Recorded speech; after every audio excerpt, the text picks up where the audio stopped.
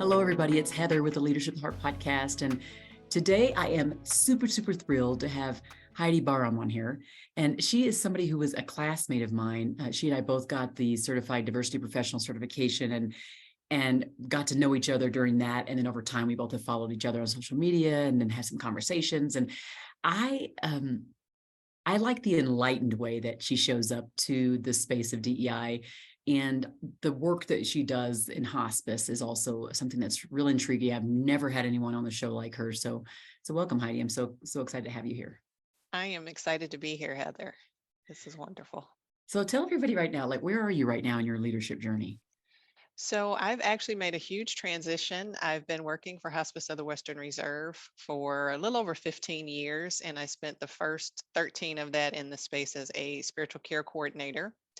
And in the wake of George Floyd and so many other things that were happening across the country, and the recognition that we needed to be more intentional in our diversity, equity, and inclusion efforts, some of our leadership got together with some of the staff, and we had a lot of conversations around what is our organization's call? Where do we fit in this DEI space? And we worked with outside consultants. And one of the things we said was we need a dedicated resource, that there needs to be somebody to help guide our organization in this process and this journey. And I put my hat in the ring, and a year and a half later, I am still in the seat as the manager of diversity, equity, and inclusion. And I will say it has been a very interesting journey, and just an opportunity to get into some spaces that I might not have otherwise. I love it. And it's, being open to the call to do that work, because it's not easy work, and it can be really contested and conflicted and all kinds of things. And so it takes a special kind of person to be able to do it. So kudos to you for saying yes, for taking it on. Well, I appreciate you and your encouragement, because as our team was working, when we were going through the certification process, and I was still kind of like, should I, shouldn't I? And your words of encouragement were powerful and much appreciated. Oh, thank you. Sometimes you don't even realize what you're doing, right? I really don't even, I don't even remember that, but like, this is amazing, the kind of impact we can have on each other. Okay. So I'm curious to know, like, where does your drive to lead come from? And let's just be clear on a level set what I mean by lead, because often when we think of lead, we think of manager. So we think of leader, we think of manager, and that's not what I'm referring to at all. Mm-hmm. I'm talking about like the way you lead people in a spiritual way, the way you lead people in a compassionate way. But people follow you because they're looking for that guidance from you. And it has nothing at all to do with title. In some cases, it does, because I understand you have the side role of pastor. So in some roles, it obviously does, because they look to you in that way. But in the end, like, where do you see that leadership, the desire to lead? Where do you think it comes from? For me, it's a heart of compassion for other people and wanting the best for them, and finding ways that I can help open doors and create access. When we talk about hospice services, just for example, there are certain segments of our population that don't utilize these services. And my family has been very fortunate. We've used hospice services over the years more times than I can count. And I know what it can be about. And so finding myself in ways of helping others to understand what it is, what it's not, and why it is a beautiful gift. And it really is all about helping people gain access. And in the healthcare arena, particularly, we see a lot of healthcare disparities. We see a lot of mistrust, a lot of miseducation, misunderstanding, miscommunication. And so my goal is always to help and to empower people to be able to do those hard things. And when we talk about, especially getting toward the end of our lives, that can be a hard thing. And what does it mean to help our team here, our staff, be able to do the best job possible? And what does it mean to help our families as they're going through this time? That's some serious work there. Like I said, it's a very unique position to be in. And then you transitioning over to the role you have now, also is probably like just a different view of things. How is that? Because like you are more caring for the internal people more than you are the external in this role, right? I mean, you're doing both. I'm assuming it's inclusion on all fronts, in and out. Yeah, I'm curious to know how did that transition feel and go for you?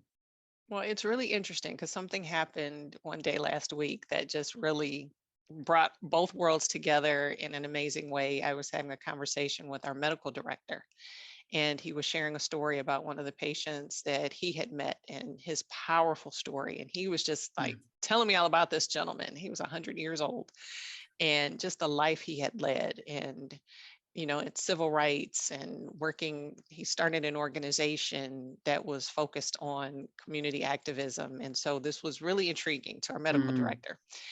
And so I started doing some digging because he said this gentleman had written a book and he sent me the link to the book. And I'm looking and I'm reading the name, and pieces start falling into place that it was actually the father of one of my high school classmates. And so I contacted our team that was caring for him and I said, are you okay if I reach out to the son? We really want to do something to recognize this gentleman. And so one thing led to another, and both of my worlds just suddenly collided. I went right back to finding a friend that I had known since high school. We talked about his dad and wanting to do something to honor the fact that, he's a civil rights activist, and highlighting the fact that he's in our community. And then offering him words of encouragement of how to have these difficult conversations with his dad as he's approaching the end of his life. And mm, so there's really no way to compartmentalize the work. It's all inclusive. And so whether I'm working out in the community, talking to people about what we do, or if I'm here inside the organization talking to our staff, looking for opportunities for us to recognize how diversity, equity, and inclusion is a part of everything we do. We talk about the sense of belonging and creating a space where our staff feel like this is where they belong and the work that we do is meaningful and that they all have a part in it and that we value their contributions to the great work that we're doing. mm. So good. Um, so I don't know if you can think of a time, because we always on this show, we always share like a story of like maybe where the care that we normally demonstrate, or the heart that we normally demonstrate, like maybe doesn't show up in a particular instance in one example. So I'd love for you to share a story with the listeners about a time when maybe you didn't show up with the care and compassion that you normally did in any kind of situation, and what did it look like specifically? And then what did you do to kind of come out of it? And when I say come out of it, I don't mean like become perfect at it. I just mean like get better in the moment. What did you do? And what was a specific scenario? So I think for me, one of my challenges is being willing to raise my hand for help and to realize that I am not a solo practitioner. And so, the old adage, if you want something done right, you just do it yourself, and not wanting to empower people to do different things, particularly to help. And so I will find myself sometimes getting overly frustrated because I'm not getting that help. And it's like, well, did you ask for help? No. So why are you upset that people aren't just jumping in and doing things, and realizing that the more I act like I can do it all, the more people will let me do it all.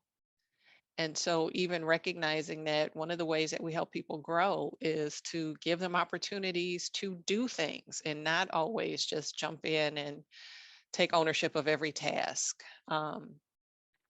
And I will say there have been moments where I have let that frustration come up and out, not necessarily in the most kindest of ways, Can but you think of any specific times where that happened? Can you think of one that just pops to your head?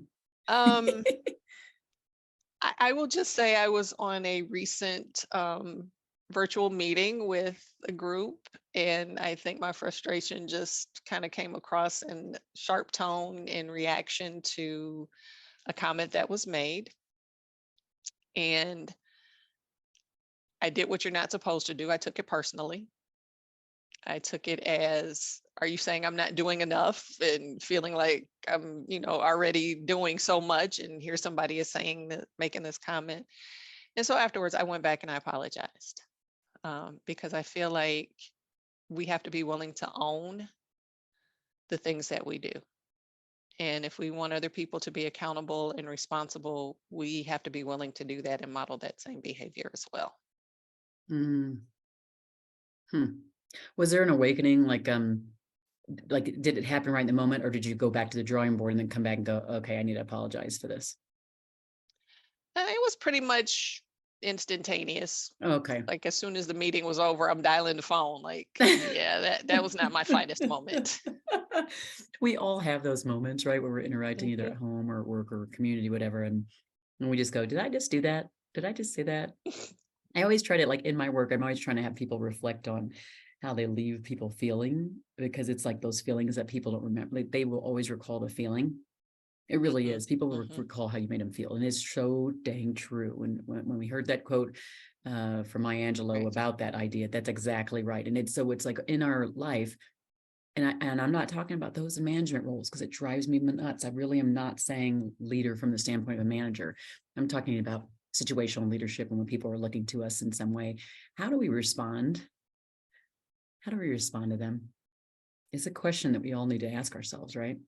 Yeah. And I think for me, the work that we do in particular, when you talk about hospice care and the end of life, and that, if all things go according to the plan, at the end of the day, somebody's loved one is no longer going to be with them.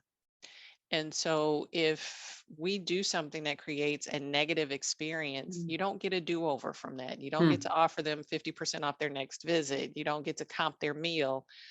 You've left them with that feeling associated with the loss of their loved one. And so that's why I'm so proud of the work that we do and have been doing for so long, because 99 times out of 100, when somebody hears where I work, they're like, you guys were angels. You did, XYZ. And those are the stories you Oh, want to hear. You don't want to hear yeah, I don't want to talk about you. I don't want to talk about your organization. good I didn't point. have, that good feeling. And I think if we can keep those kinds of things in mind, it goes a long way to the work that we do. Because what is that impression? Like you said, what is it you want to leave people feeling after they've had that encounter with, whether it's the cashier at the grocery store, the postal worker delivering your mail? We all like those encounters where you felt seen and felt heard, and somebody actually appreciated the fact that you walked through the door to Mm, um, utilize their services. So thank you for doing this work. And I mean, it's just, yeah, that's all I have to say. Is just thank you. I feel like there's certain roles in life, like, for example, teachers, like, we need to thank them more. Thinking absolutely. about, like, the folks that get the most hurrah, or like doctors. But when you think about, like, those in the military, like, I feel like this kind of role where you're dealing with so much trauma and so much sadness, and it's all the fear and anxiety and all the things that are popping around. And like, so just everybody there, kudos to the team for doing the work that's necessary to kind of let people leave with dignity and insert heart back into relationships, right? Really to insert it. Absolutely. Mm. Absolutely. All right, so now you get to turn the tables and act like a podcast host. You get to ask me a question now. Is there a question that you'd like to ask me for the other listeners to hear too? I would actually, because looking at some of your videos and listening to the other podcast, and just the whole notion that the situational leadership, particularly recognizing that there are people who don't see themselves as leaders, and some who actually even have that title. So how do you provide encouragement to people so that they see themselves as the leaders that they are? I mean, now I kind of see it as my role. Like, so people look at me and they're like, well, she's on a stage, she's an author. Wow, she's like so confident, like all these things. And what I want to instill in them is like, well, I mean, I'm an author and I have like one employee. Like, these people are like, I have a team of other people that help, but it's not like I'm leading some big old organization. And so they'll want to, people always want to put other people on a pedestal. And so what I do in the audiences now is I almost every time have them stand up and say out loud to themselves that they're a leader, and to each other that they're a leader. And then I define what it is. I try to like level set right up the beginning that, like, I may say this word, but by the way, it includes everybody sitting in every chair. And so here's what I mean. And so I give kind of examples of that, because I want people to really be able to hear the message, and they can't really hear the message if they are excluding themselves from the message and the need to do the thing I'm talking about. Right. Um, So I say that's kind of how I do it. Of course, I try to do it in videos and I try to do it in my interactions. And every time I hear someone going, well, I'm just this and I'm just that. I hate the word just, because it minimizes who we are and the influence we have on others. I can't stand it. So I'm always trying to correct people. I want people to know, like, I see them much bigger than they see them. I want them to see themselves bigger than they really are, and I think we all have a role to play in that. I just think we do. Do we, like, the question is, when we are around people, do they feel smaller or do they feel like they can do big things? Mm-hmm. And if you're a person who is, trying to make people feel like they can do bigger than they ever thought they could, then you're uplifting them in the moment. And it's some good stuff there. Yeah, that reminds me I was just reading a book and they were talking about this classroom and this change in environment from saying, I can't do math to I can't do math yet. Mm-hmm. And just adding that word yet Yeah. that empowered these students to learn and excel from where they had been, because the language is so powerful and what we speak to ourselves. And when you can instill that into someone else, you may not see yourself as a leader yet. Mm-hmm. Just adding that little piece Yeah. gives us that extra pep in our step, so to speak, on this Mm-hmm. journey. I love it. But mine now, like, in this world, I mean, of course, I've trained managers who want to be leaders or consider themselves leaders. I trained these people, not just from the state, but also in workshops and things, and obviously the podcast. So people know me for this caring leader and this leader heart thing, right? And having said that, I've hit like a pivot point where I no longer just want to speak to or help people's mindset change as it relates to them managing other people. So, like, yes, I want to do that still. And there's more to it. And I've discovered that in these last few years in particular, as I've really been even more present to notice that in others, like notice them not, like, it's just crazy. You can be in a room of 350 people who have manager titles, and you can say, how many of you, who here thinks of themselves as a leader? You will not get 100%. You may get 60 at the most. It's kind of crazy. And I think it's because, well, people like me, I think in part, have really put like the leadership up on this pedestal. Like, you have to be like trying to strive to this so that people can think they can never get there. And so I'm seeing now my role is in changing their mindset, that they can see themselves between what their vision is, what leader is, and what they actually are, and that there's like this gap in between. So that's kind of now my passion. It's my focus spot is to bring people to realize what leadership is and how they're leaning into it on a daily basis, yes or no, and how well they're doing it and how they can do better. So good stuff. It's good stuff. Yeah, I think when you just talk about the difference between how people, what they consider a manager versus what they consider a leader. Yeah. And how we have made that hierarchy of a manager is only at this level. Yeah. But a leader is truly at this level. And it's like, well, no, managers are leaders as well. Yes. And just because you have, like you say, it's not the title, it's what you do and how you empower the people that you're working with, and how you instill in them and give them the resources that they need so they can succeed. Because that's the true mark for me of a leader. It's not necessarily that you get the title, it's that you're helping other people to ascend from where they are into the next level, into the next position, to be as successful as they possibly can be. Love it. Love it so much. Okay, so for those who are listening right now, and they're thinking about this idea of situational leadership, or how do we lift up other people, what might be a couple pearls of wisdom you'd leave them with for their day? I think what I've had to learn for myself, leading is not an individual sport. It is absolutely a team sport. And whether it's situational leadership or whether it's, an official leadership title within an organization, you cannot lead by yourself.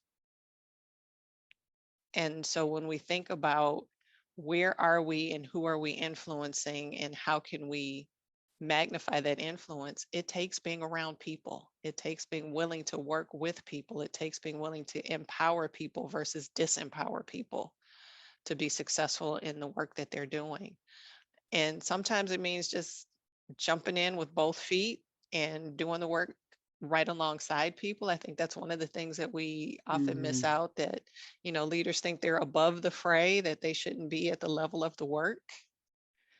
But some of the people that I value the most, that I have learned the most from, my mentors, are people who are in the trenches and willing to get Mm. dirty with you. Not that you have to do it on a day-to-day basis, but be willing to jump in there. I don't know if there was, one of the videos that popped up on LinkedIn of the CEO at a hospital system who walks by and he sees a floor that needs to be cleaned. Does he go find the custodian? No, he goes and finds the mop. Mm. And so I want to be that person that's willing to go find the mop, because my two hands work just as well to push that mop to help take care of a problem that's right there in front of me, versus having to go find somebody to do something that I would think is beneath me. Mm-hmm. Yeah. Yeah, that's a big one. When I'm thinking about all of these things, like this idea of picking up the mop, as a leader, you're picking up the mop, keeping in mind that we're not talking about a manager, the VP, the CEO necessarily. That it can include that, but it doesn't have to. How willing are you to pick up the mop? That's a question you should ask yourselves. Even if let's say you're in a role, non-manager, non-supervisor type of role. Say you're someone who's working in the tech space, or in help desk or something, whatever it is that you might be doing, you're listening in this. Do you say that's not my job?